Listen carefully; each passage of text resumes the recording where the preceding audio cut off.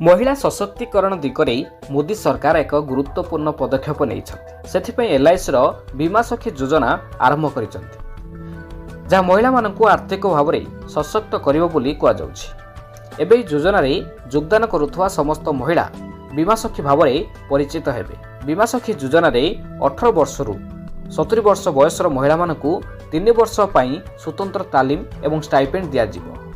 ए योजनार मुख्य उद्देश्य होची महिला मानकु आर्थिक भाव में सशक्त करवा, महिला मध्य बीमा सचेतनता वृद्धि करवा एवं सेमानंकु बीमा नेबाकु उत्साहित करवा। बीमा सखी योजना अधीन 18 रु 70 वर्ष बयसर महिला मानकु लाभ दिज्व। तथापि 10म पास करथिबा महिला ए योजन प्राथमिकता दि जाउछि। तथापि 10म पास करथिबा महिला ए योजन प्राथमिकता दि जाउछि। ए योजन योगदान करुवा महिला मानकु 3 वर्ष तालीम दिज्व। तालीम समय महिला मानकु 3 वर्ष स्टाइपेंड मिल पारुछि। तालीम समाप्त हेबा परे सेमान एलआईसी एजेंट भाव में कार्य करिवे। बीमा सखी योजना माध्यम 25,000 महिला बीमा सखी भाव में चयन कर सूचना मिली। बीमा सखी योजन योगदान करुवा महिला तालीम प्रथम वर्ष 7,000 टंका, द्वितीय वर्ष 6,000 टंका और तृतीय वर्ष 5,000 टंका वृत्ति प्रदान करा जिवो।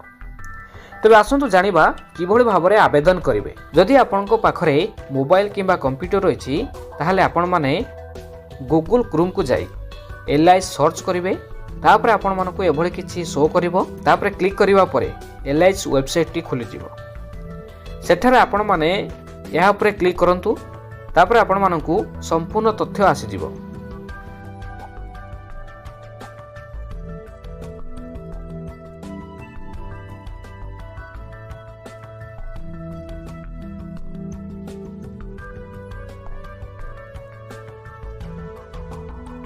तापर आपण देखि परथुबे तळे दिए जाइथिबा क्लिक हियर फॉर बीमा सखी। तापर आपण क्लिक करंतु।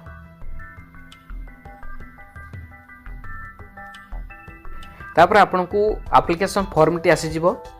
सेठारे आपनकु आपनकर प्रथमे आपनकर नेम एठी टाइप करबा को पड़िबो।